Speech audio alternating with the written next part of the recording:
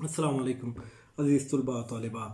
پچھلے لیکچر میں ہم نے میر تقی میر کی لکھی ہوئی ایک اہم مثنوی بارش اور میر کے مکان کا مطالعہ کر رہے تھے۔ میر تقی میر کا شمار اردو کے اہم شعراء میں ہوتا ہے۔ میر تقی میر کو اردو شاعری میں کافی اہمیت حاصل ہے۔ یوں تو غزل کے موضوع پر انہیں کافی دسترس ہے، لیکن ان کے مثنویاں بھی اپنی جگہ کافی اہمیت رکھتی ہیں۔ بارش اور میر کا مکان، دراصل میر نے اپنی مکان کی خستہ حالی کو اس مثنوی کے ذریعے سے پیش کیا ہے۔ انہوں نے اس مثنوی میں اس بات کو بتانے کی کوشش کی ہے کہ ان کا مکان گویا مکان نہیں ہے، بلکہ ایک قسم کا زندہ ہے، قید خانہ ہے۔ ہم نے اس سے پہلے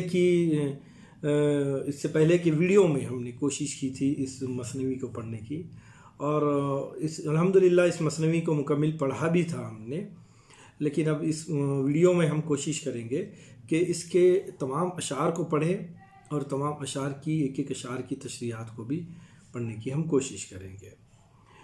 اس مثنوی کا پہلا شعر، جس میں شاعر جو ہے اس گھر کی کیفیت کو بیان کرتے ہوئے کہتا ہے کہ جس طرح انسان کے جسم میں جان رہنے سے اس کے جسم کی کیفیت قائم رہتی ہے یا اس کے جسم کو اہمیت رہتی ہے، جیسے اگر جان نکل گئی تو پھر اس کا جسم بے معنی سے ہو جاتا ہے، اور اس خاکی جسم میں، اس مٹی کے پتلے میں اس جان کی وجہ سے ہی جو ہے ایک قسم کی کیفیت برقرار رہتی ہے۔ بالکل اسی طرح یہ جو زندہ ہے، زندہ سے مراد قید خانہ۔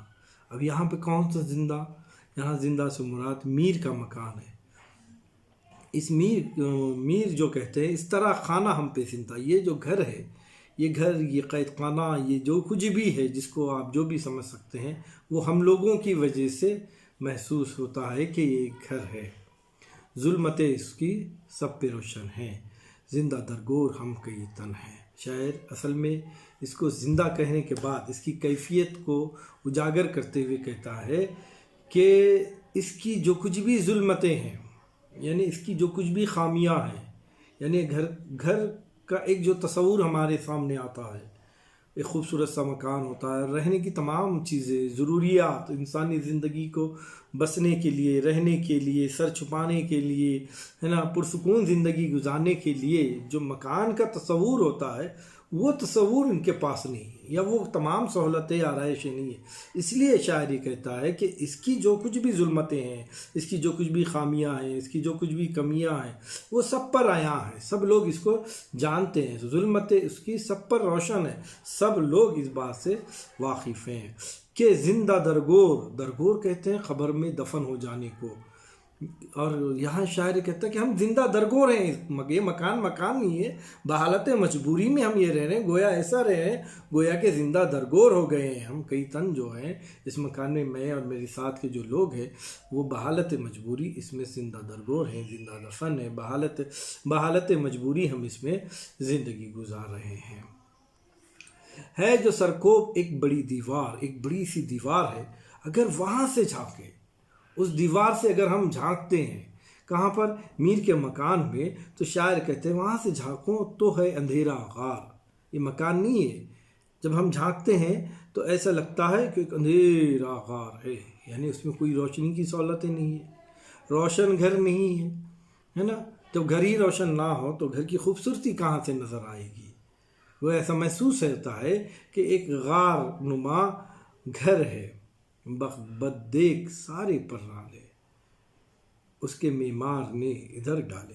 معمار کہتے ہیں تعمیر کرنے والے کو، ہے نا۔ شاعر کہتا ہے کہ پڑوسی نے جو مکان تعمیر کیا ہے، اصولاً تو یہ ہوتا ہے کہ پڑوسی اپنا جب مکان تعمیر کرتا ہے تو اپنے گھر کا پانی اپنی سمت میں نکالتا ہے، سامنے کی جانب نکالتا ہے یا اپنے حصے میں نکالتا ہے، لیکن میر کے پڑوسی نے ایسا نہیں کیا ہے۔ اس نے کیا کیا ہے؟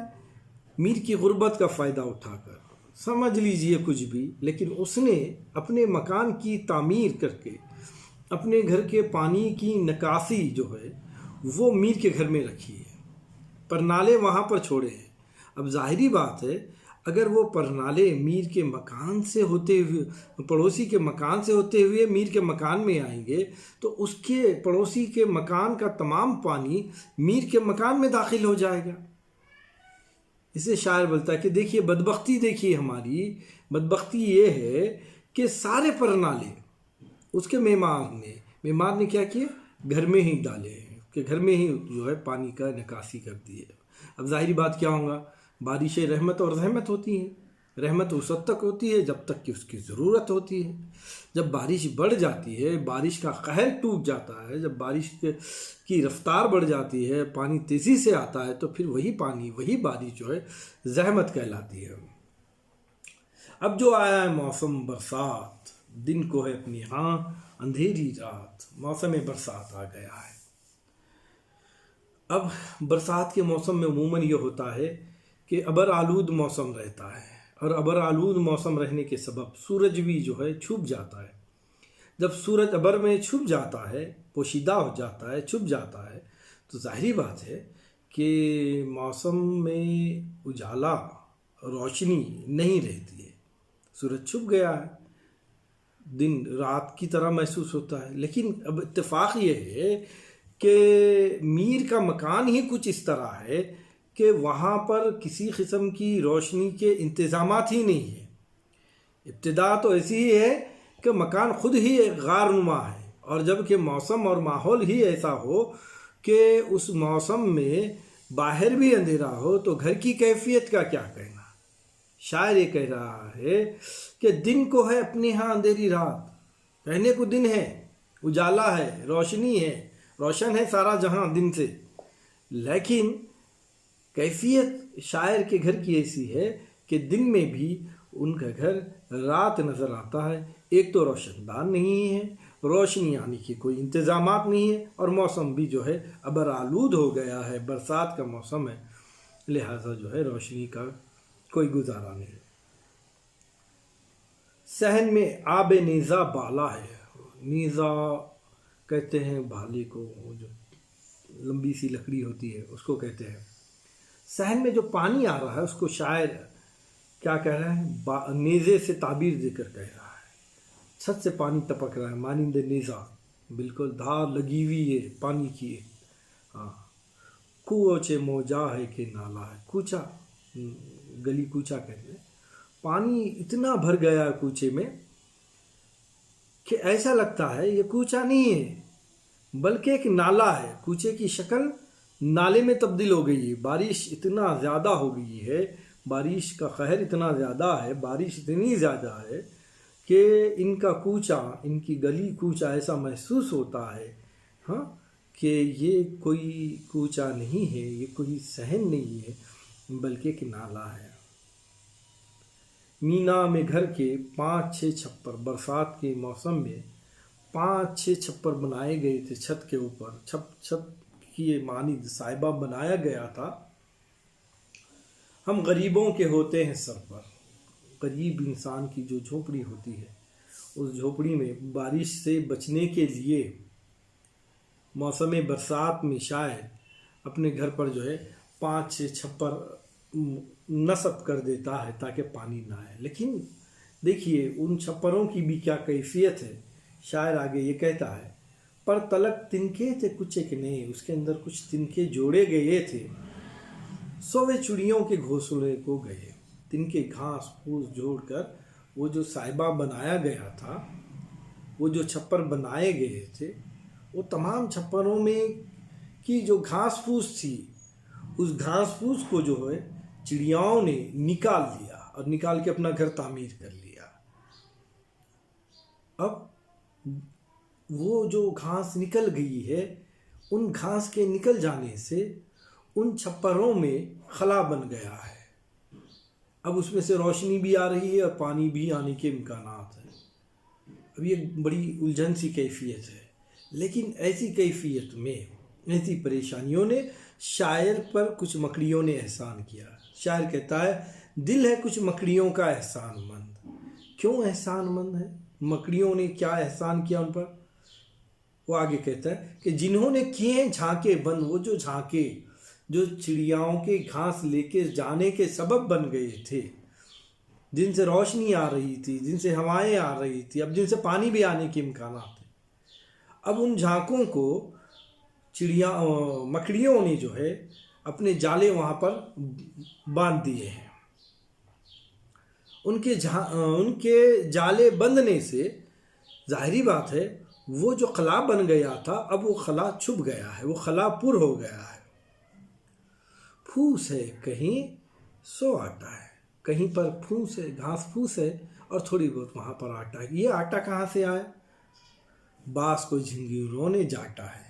बाँस लकड़ी के बाँस जो डंडे होते हैं ना बाँस के, उन लकड़ी के डंडों को, बाँस को, छड़ियों को जो छप्पर का काम कर रही थी, उनको जो है झिंगुरों ने चाटना शुरू कर दिया, खाना शुरू कर दिया, और खाकर जो है हाजिमा करके राख की शक्ल में बाहर फेंक रहे हैं।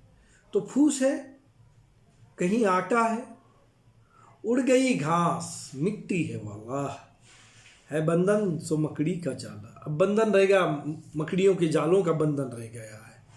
घास फूस जो कुछ भी जो है छप्पर में बांध दी गई थी, हवा आने के सबब वो उड़ गई है।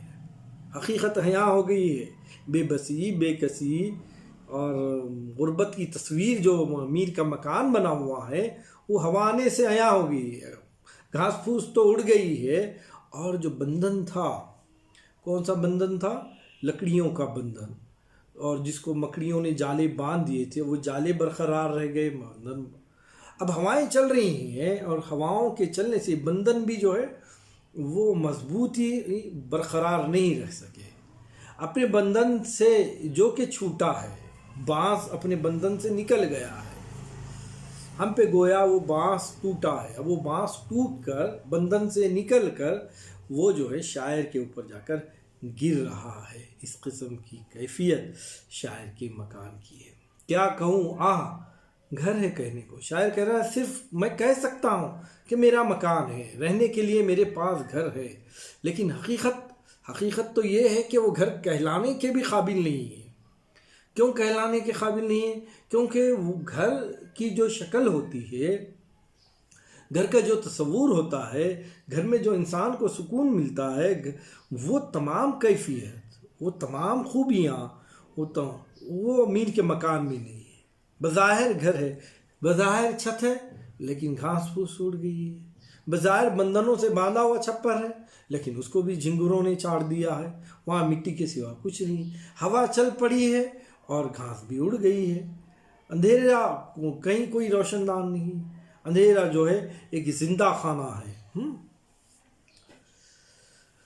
क्या कहूँ, घर है कहने को, बांधता हूँ मचान रहने को। बारिश का मौसम है, पानी आ रहा है, चारों तरफ से पानी जो है शायर के मकान में दाखिल हो रहा है। अब ऐसी कैफियत में शायर अपने रहने के लिए जो है एक मचान बांधा हुआ है, उस मचान पर वो रह रहा है। क्योंकि जाहिर बात है ना, जब पानी मकान में दाखिल हो जाए तो फिर मकान में तो ना बैठा जा सकता, ना तो आराम किया जा सकता है।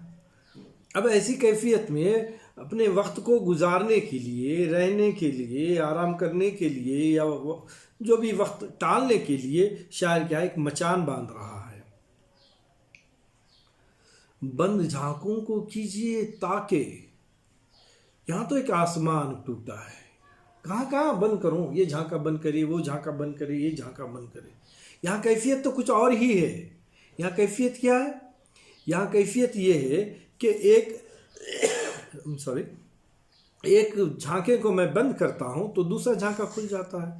तमाम का तमाम जो है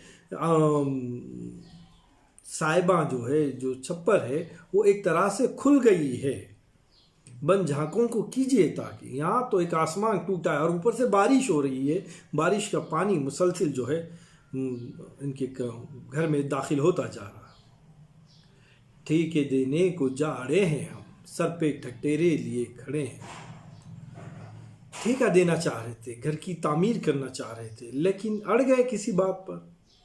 अब उसका अंजाम ये है कि ठटेरे हुए हैं सर्दी से, बारिश में ठहरे हुए हैं, सर्दी हो रही है और हम ठटेरे हुए हम ठहरे हैं।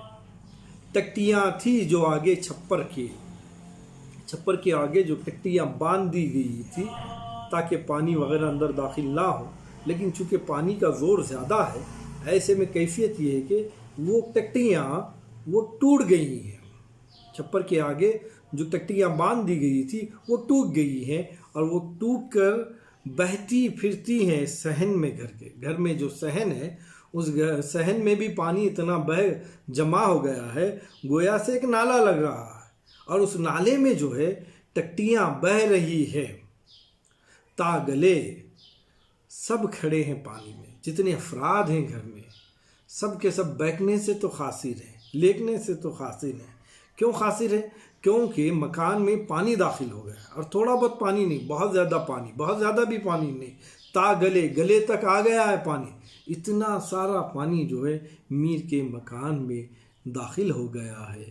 اور میر جو ہے ایسے میں اپنی بے بسی اور بے کسی کا اظہار کرتے ہوئے کہتے ہیں کہ خاک ہے اس زندگانی میں، کیا یہ زندگی ہے کہ رہنے کے لیے گھر نہیں ہے، گھر ہے کہنے کو لیکن گھر میں وہ آسائش نہیں، وہ آرائش نہیں، گھر ایک بے کسی بے بسی کی بولتی ہوئی تصویر ہے۔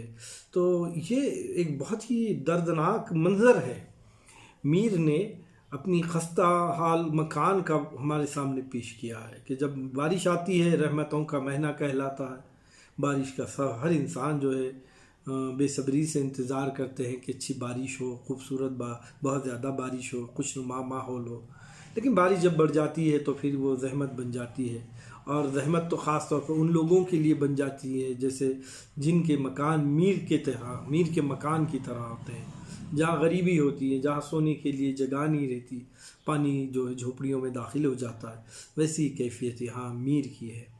اب باقی مثنوی کو انشاءاللہ تعالیٰ سے دوسرے ویڈیو میں ہم پیش کریں گے۔ آج کے لیے اتنا کافی ہے، اور جو کچھ بھی میں نے پڑھایا ہے تو اس کے جو کچھ بھی الفاظ معنی آپ کو اگر سمجھ میں نہیں آئے تو آپ مجھ کو پرسنلی کانٹیکٹ کر سکتے ہیں، اور اس کو سمجھنے کی میں انشاءاللہ ضرور سمجھاؤں گا۔ بقیہ مثنوی کو انشاءاللہ ہم دوسرے ویڈیو میں پیش کریں گے۔ آج کے لیے اتنے کافی ہے، بہت بہت شکریہ۔